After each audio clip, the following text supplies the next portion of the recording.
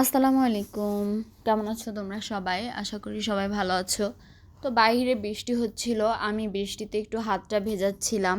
তখন মনে হলো না একটু খিচুড়ি রান্না করি, তো আমি ফ্রিজের কাছে চলে গেলাম। তো ফ্রিজের কাছে গিয়ে আমি প্রথমে গরুর মাংসটা বের করে নিয়েছি, বের করে ভিজিয়ে রাখ। আর আমার এখানে মাংসটা ভিজতে ভিজতে আমি পেঁয়াজ যা যা যাবতীয় লাগে সব কিছু রেডি করে নেব হাতের কাছে, যেহেতু আমি সন্ধ্যায় রান্না করব।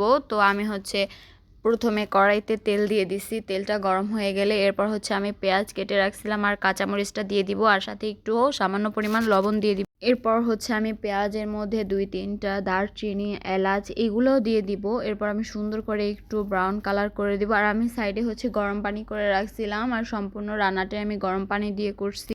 কেন যেন মনে হয় গরম পানি দিয়ে রান্না করলে স্বাদটা ভালো থাকে, ওই রকম নষ্ট হয় না। ঠান্ডা পানি থেকে গরম পানি দিয়ে রান্না করলে বেশি মজা হয়।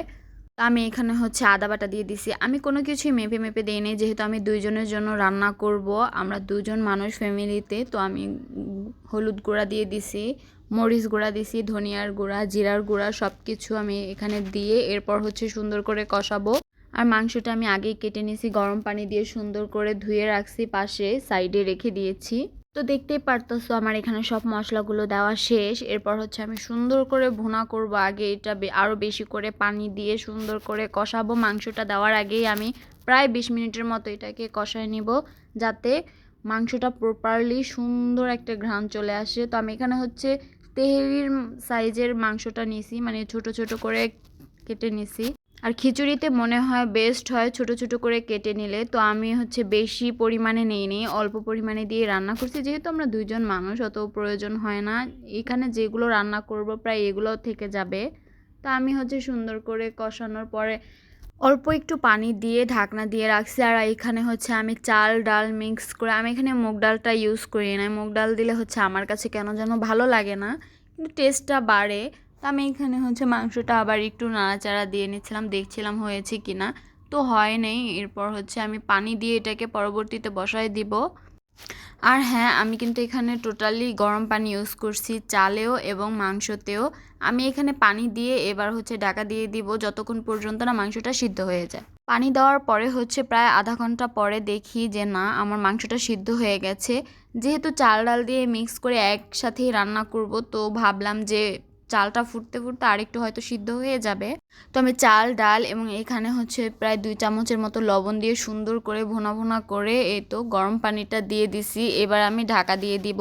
একবারে তোমাদেরকে দেখাবো যখন পানিটা একদম কমে যাবে তখন কেমন হয়। তো আমি বারে বারে এসে এটাকে দেখতেছিলাম। তো এই যে আমি যে ঢাকা দিয়ে চলে গেলাম, এরপর আবার এসে দেখি যে আমার খিচুড়িটা প্রায় অলমোস্ট হয়ে যাচ্ছে। আর আমি এখানে একদমই ভুনা খিচুড়ি রান্না করব না, একটু হালকা হালকা ভেজা ভেজা থাকবে। আমার মনে হয় ওইটাই আমার কাছে অনেক বেশি মজা লাগে। একদম ভুনা খিচুড়িটাও আমার কাছে অত ভালো লাগে না।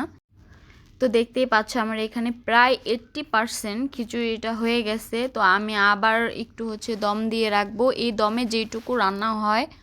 তা আমি আবার যখন আসলাম, এসে দেখতেছি যে আমার খিচুড়ি প্রায় শেষ। তো এই তো ফাইনাল লুক দেখো। আমি কিন্তু পুরোটাও ভুনা ভুনা করি নাই, আমি চেয়েছিলাম যে একটু ভেজা ভেজা থাক। তো আমার মনের মতোই হয়েছে খিচুড়িটা। তো এই তো খাওয়ার সময় আমি একটু পেঁয়াজ, লেবু এবং জলপাইয়ের আচার দিয়ে খাচ্ছিলাম। আমার কাছে কিন্তু বেস্ট লাগছে। তো তোমাদের ভিডিওটা কেমন লাগছে অবশ্যই কিন্তু কমেন্ট করে জানাবা, আর সত্যি সত্যি একটা করে লাইক দিয়ে যাবা। আল্লাহ হাফেজ।